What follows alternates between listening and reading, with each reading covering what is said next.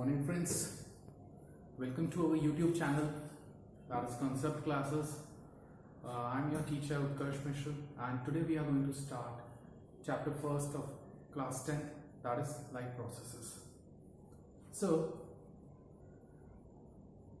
before starting this chapter, we should know some basic concepts, some basic differences between life processes, living things and non-living things. So everyone you might have studied in class 5th, 6th, what's the difference between living thing and non-living thing. So living things are those who breathe, non-living things do not breathe. Living things grow, non-living things do not grow. Living things have particular shape and size, non-living things, most of the non-living things are irregular in shape. Living things reproduce, whereas non-living things can't reproduce.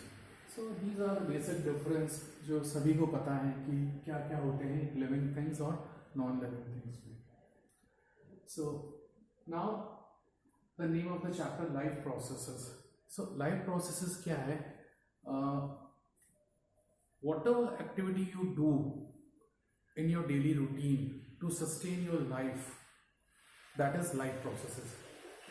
आप जो भी अपना work कर रहे हैं अपनी life को sustain करने के लिए, अपनी लाइफ को चलाने के लिए, वो कहलाता है life processes.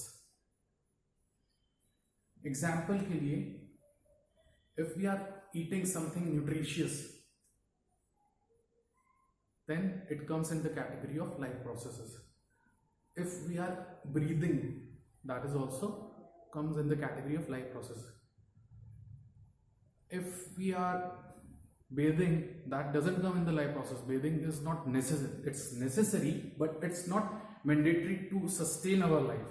So whatever necessary functions you perform to sustain yourself, that is life processes. Example से समझेंगे इसको. एग्जाम्पल है जैसे ब्रीदिंग हो गया, न्यूट्रिशन हो गया, देन डाइजेशन हो गया, देन ब्लड सर्कुलेशन जो अपने आप होता है, and then excretion and finally reproduction. So these all are the basic things which a living being has to perform to sustain itself. Okay, so यही लाइफ प्रोसेस है. और इस चैप्टर में अपन ये जो लाइफ प्रोसेसेस के पार्ट्स हैं, means nutrition, digestion, circulation, excretion, reproduction, इन्हीं चीजों को कुछ डिटेल में पढ़ेंगे. ज्यादा डिटेल में नहीं, बट कुछ डिटेल में अपन इनको पढ़ेंगे. आई होप सबको समझ में आ रहा होगा.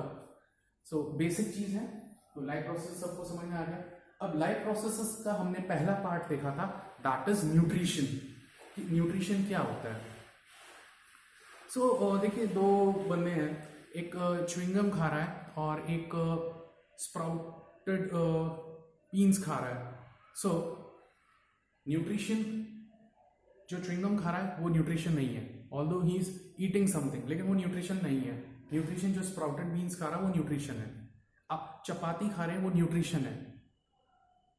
लेकिन आपने देखा होगा, बच्चों में देखा होगा, वो आइसक्रीम खाते हैं, बर्फ वाला गोला खाते हैं या गुड़िया के बाल खाते हैं, तो वो न्यूट्रिशन नहीं है.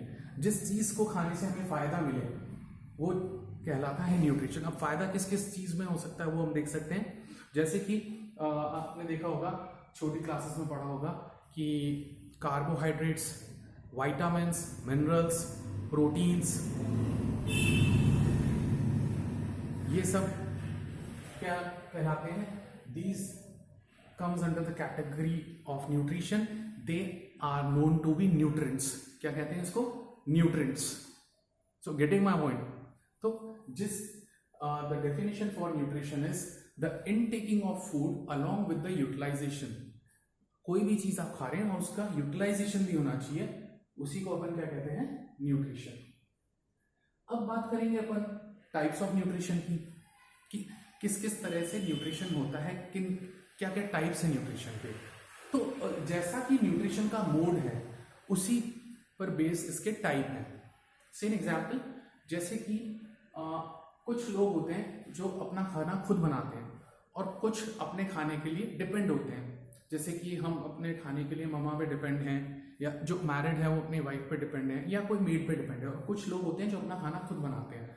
तो ऐसे ऑर्गेनिजम्स जो अपना खाना खुद बनाते हैं वो तो कहलाते हैं ऑटोट्रॉप्स, और वो आते हैं ऑटोट्रॉपिक मोड ऑफ न्यूट्रिशन के अंदर। और ऐसे लिविंग ऑर्गेनिज्म जो अपने खाने के लिए दूसरे पे डिपेंड होते हैं वो कहलाते हैं हेटरोट्रॉप्स, और वो आते हैं हेटरोट्रॉपिक मोड ऑफ न्यूट्रिशन के अंदर। समझ में आ रहा है? तो न्यूट्रिशन के टाइप्स ऑफ न्यूट्रिशन के हमने दो पार्ट देख लिए, हेटरोट्रॉप्स और ऑटोट्रॉप्स। ऑटो मीन्स सेल्फ, जो खुद का खाना खुद बना ले, और हेटरोट्रॉप मीन्स जो अपने खाने के लिए दूसरे पर डिपेंड हो।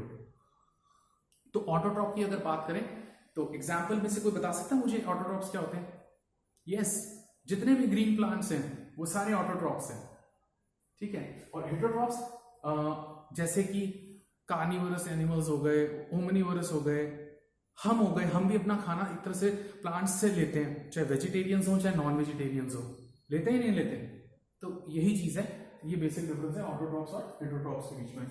अब ऑटोट्रॉप्स की बात चली है तो ग्रीन प्लांट्स आएंगे, ग्रीन प्लांट्स आएंगे तो फोटोसिंथेसिस आएगा, और फोटोसिंथेसिस आप सब पढ़ते आ रहे हैं 5th और 6th क्लास से। तो फोटोसिंथेसिस आप में से कोई बता सकता है? Yes, good. आप में से? यस, ठीक है। सो सभी को मालूम है फोटोसिंथेसिस क्या होता है, द प्रिपरेशन और the making of the food by the green plants in the presence of sunlight, water, CO2 and with the help of pigment which is known to be as chlorophyll, उसी को अपन क्या कहते हैं? Photosynthesis. और ये देखने वाली बात है कि फोटोसिंथेसिस ज्यादातर किस में होता है? ग्रीन प्लांट्स के अंदर होता है। आ रहा है समझ में? Then comes कीमियोसिंथेसिस। कीमियोसिंथेसिस नाम बता रहा है, कीमियो मींस केमिकल्स। ये ऐसा मोड ऑफ न्यूट्रिशन है जिसके अंदर सल्फर बैक्टीरिया और दूसरे बैक्टीरिया खाना बनाते हैं with the help of chemicals. बनाते अपने आप ही हैं, लेकिन किसकी मदद से? वहां पे कैटलिस्ट होता है सनलाइट, बट यहां पर सनलाइट कैटलिस्ट नहीं होता, यहां पर केमिकल्स की हेल्प से बैक्टीरिया अपना खाना बनाते हैं। So that is known to be chemosynthesis, the process in which living organism make their food with the help of chemicals, that is known to be chemosynthesis. So I hope कि आपको ये 5 chapter आज समझ में 5 topics समझ में आए होंगे इस फर्स्ट चैप्टर के। बहुत इनिशियल है, इसके बाद में हम पढ़ेंगे what's the difference between photosynthesis, chemosynthesis, grana stroma जो पार्ट होता है प्लांट का, और उसके बाद में हम पढ़ेंगे अलग अलग डिफरेंसेस आते जाएंगे क्या कैसे होता है। So we will continue with our next chapter. तब तक के लिए आप ध्यान रखिए और इन चीज़ों को लर्न करिए। Thank you.